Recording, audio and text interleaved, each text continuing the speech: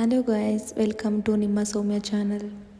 ಇವತ್ತು ನಾನು ಒಂದೊಳ್ಳೆ ರೆಸಿಪಿ ಮಾಡೋಣ ಅಂತ ನಿಮ್ಮ ಮುಂದೆ ಬಂದಿದ್ದೀನಿ. ನಾನು ಮಾಡ್ತಿರೋದೇನೆಂದರೆ 5 ನಿಮಿಷದಲ್ಲಿ ಮಾಡುವಂಥ ಹಾಗಲಕಾಯಿ ಪಲ್ಯ. ಸೊ ನೋಡ್ತಾ ಇರ್ಬೋದು ನೀವು, ಫಸ್ಟು ಹಾಗಲಕಾಯಿ ತೊಗೋಬೇಕು.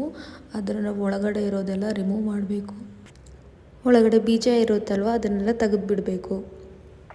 ಸೊ ಗಾಯ್ಸ್, ಇನ್ನೂ ಯಾರ್ಯಾರು ನನ್ನ ಚಾನಲ್ನ ಸಬ್ಸ್ಕ್ರೈಬ್ ಮಾಡ್ಕೊಂಡಿಲ್ಲ, ಬೇಗ ಸಬ್ಸ್ಕ್ರೈಬ್ ಮಾಡ್ಕೊಳ್ಳಿ.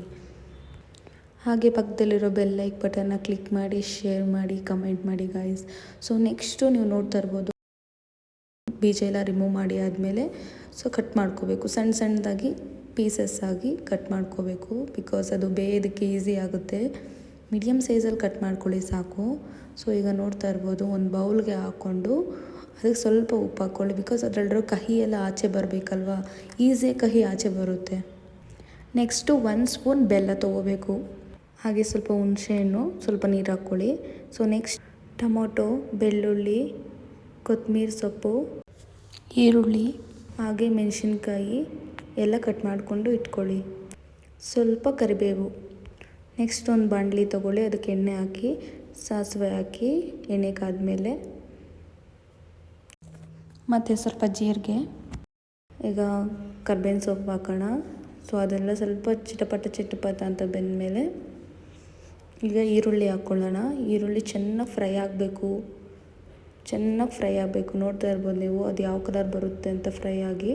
ಸೊ ನೆಕ್ಸ್ಟು ಬೆಳ್ಳುಳ್ಳಿ, ನೆಕ್ಸ್ಟ್ ಟೊಮೊಟೊ ಈಗ ಚೆನ್ನಾಗಿ ಫ್ರೈ ಮಾಡ್ಕೊಳ್ಳಿ. ಎಣ್ಣೆ ಎಲ್ಲ ಆಚೆ ಬರೋ ಥರ ಫ್ರೈ ಮಾಡಬೇಕು, ಚೆನ್ನಾಗಿ ಫ್ರೈ ಮಾಡಬೇಕು. ಸೊ ಈಗ ಸ್ವಲ್ಪ 1 ಚಿಟಿಕೆ ಆಗೋಷ್ಟು ಅರಿಶಿನ ಹಾಕಿ ಫ್ರೈ ಮಾಡಿ.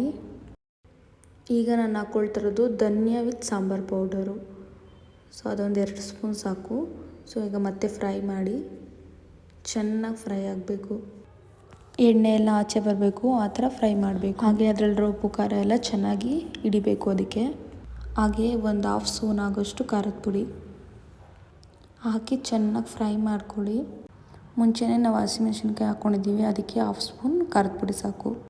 ಈಗ ಉಪ್ಪಲ್ಲಿ ನೆನೆಸಿಟ್ಟಿದ್ದಂಥ ಹಾಗಲಕಾಯಿನ ಹಾಕ್ಕೊಳ್ತಾ ಇದ್ದೀನಿ. ಆಲ್ರೆಡಿ ಉಪ್ಪಲ್ಲಿ ನೆನೆಸಿರೋದ್ರಿಂದ ಮತ್ತೆ ಉಪ್ಪು ಹಾಕೋ ಅವಶ್ಯಕತೆ ಇರೋದಿಲ್ಲ.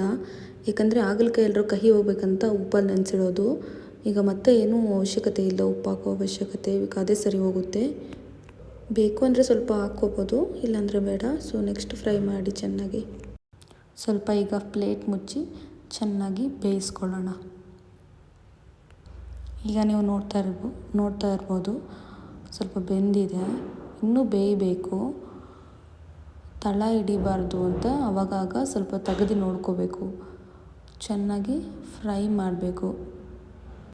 ನೀವು ಇದೇ ಥರ ಕರೆಕ್ಟಾಗಿ ಮಾಡಿದ್ರೆ ನಿಜವಾಗ್ಲೂ ಕಹಿ ಇಲ್ದಿರ ಬರುತ್ತೆ ರೆಸಿಪಿ. ತುಂಬ ಚೆನ್ನಾಗಿ ಬರುತ್ತೆ ರೆಸಿಪಿ. ಆಯಿಲಿ ಎಲ್ಲ ಆಚೆ ಬರಬೇಕು, ಆ ಥರ ಚೆನ್ನಾಗಿ ಫ್ರೈ ಆಗಬೇಕು. ನೋಡಿ, ಸುಮ್ಮನೆ ಆಗಿಬಿಡಿ ಗಾಯ್ಸ್. ಬೇಗ ಸಬ್ಸ್ಕ್ರೈಬ್ ಮಾಡ್ಕೊಳ್ಳಿ, ಲೈಕ್ ಮಾಡಿ, ಶೇರ್ ಮಾಡಿ, ಕಮೆಂಟ್ ಮಾಡಿ. ನೀವು ಸಪೋರ್ಟ್ ಮಾಡಿದಷ್ಟು ಇನ್ನೂ ಹೊಸ ಇಂಟ್ರೆಸ್ಟಿಂಗ್ ಆಗಿ ವಿಡಿಯೋಸ್ ಆಗಾಗ ಅದನ್ನು ತಿರುಗಿಸ್ಕೊಳ್ತಾ ಇರಬೇಕು. ಇಲ್ಲಾಂತಂದರೆ ಅದು ತಳ ಹಿಡ್ಬಿಡುತ್ತೆ. ಈಗ ಸ್ವಲ್ಪ ಹುಣಸೆ ರಸ ಹಾಕ್ಕೊಂಡು ಮತ್ತೆ ಫ್ರೈ ಮಾಡಿ.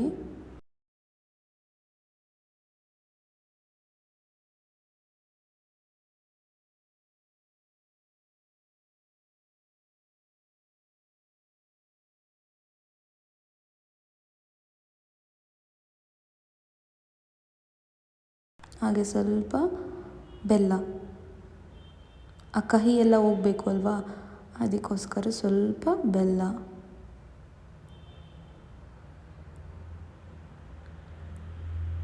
ಒಂದು ಸಲ ಮಾಡ್ಕೊತೀನಿ, ನಿಜವಾಗ್ಲೂ ಮತ್ತೆ ಮಾಡಿ ತಿನ್ನಬೇಕು ಅಂತ ಅನಿಸುತ್ತೆ. ಆ್ಯಕ್ಚುಲಿ ನನಗೆ ಗೊತ್ತಿರೋ ಪ್ರಕಾರ ಯಾರೂ ತಿನ್ನೋದಿಲ್ಲ ಸರಿಯಾಗಿ ಹಾಗಲಕಾಯಿ. ಈ ರೀತಿ ಮಾಡ್ಕೊಂಡು ತಿನ್ನೋದ್ರಿಂದ ನಿಮ್ಗೆ ಮೇ ಬಿ ಇಷ್ಟ ಆಗುತ್ತೆ. ಅದು ಸಿಂಪಲ್ಲಾಗಿ, ಈಸಿಯಾಗಿ, ಕಹಿ ಇಲ್ದಿರ ಚೆನ್ನಾಗಾಗುತ್ತೆ. ಸ್ವಲ್ಪ ಕರ್ಬೇವಿನ ಸೊಪ್ಪು ಹಾಕ್ಕೊಂಡಿದ್ದೀನಿ.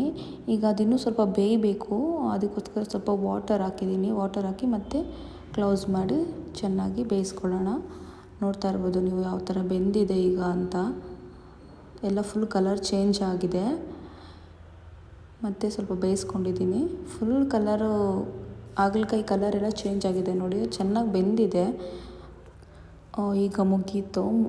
ನೀವು ನೋಡ್ತಾ ಇರ್ಬೋದು ಯಾವ ಥರ ಬಂದಿದೆ ಹಾಗಲಕಾಯಿ ಪಲ್ಯ ಅಂತ. ಚಪಾತಿಗೆ, ರೈಸ್ಗೆ ಎಲ್ಲದಕ್ಕೂ ಚೆನ್ನಾಗಿರುತ್ತೆ. ನೀವು ನೋಡ್ತಾ ಇರ್ಬೋದು ಎಷ್ಟು ಚೆನ್ನಾಗಿ ಎಷ್ಟು ಸುಂದರವಾಗಿ ಬಂದಿದೆ. ಸುಂದರವಾಗಿ ನನಗೆ ಟೇಸ್ಟಿಯಾಗಿರಬೇಕು. ಸೊ ನಾವೀಗ ಟೇಸ್ಟ್ ಮಾಡಿ ನೋಡೋಣ. ಅದಕ್ಕೆ ಪ್ಲೇಟಲ್ಲಿ ಸ್ವಲ್ಪ ರೈಸ್ ತೊಗೊಂಡಿದ್ದೀನಿ. ಈಗ ಟೇಸ್ಟ್ ಮಾಡೋಣ ಯಾವ ಥರ ಇದೆ ಅಂತ. ಇದು ಚಪಾತಿಗೆ ಮಾತ್ರ ಅಲ್ಲ, ರೈಸು ಕೂಡ ಚೆನ್ನಾಗಿರುತ್ತೆ. ಸೊ ಸ್ವಲ್ಪ ಪಲ್ಯ ಹಾಕ್ಕೊಂಡು ಈಗ ನಾವು ಟೇಸ್ಟ್ ಮಾಡೋಣ. ಇನ್ನು ಯಾರ್ಯಾರು ಸಬ್ಸ್ಕ್ರೈಬ್ ಆಗಿಲ್ಲ ಬೇಗ ಬೇಗ ಸಬ್ಸ್ಕ್ರೈಬ್ ಮಾಡ್ಕೊಳ್ಳಿ. ಹೊಸ ನೋಟಿಫಿಕೇಷನ್ಗೆ ಪಕ್ಕದಲ್ಲಿರೋ ಬೆಲ್ ಐಕನ್ನ ಕ್ಲಿಕ್ ಮಾಡಿ. ಹಾಗೆ ಲೈಕ್ ಮಾಡಿ, ಶೇರ್ ಮಾಡಿ, ಕಮೆಂಟ್ ಮಾಡಿ. ಟೇಸ್ಟಿಯಾಗಿ ಬಂದಿದೆ, ನೀವು ಟ್ರೈ ಮಾಡಿ. Thank you.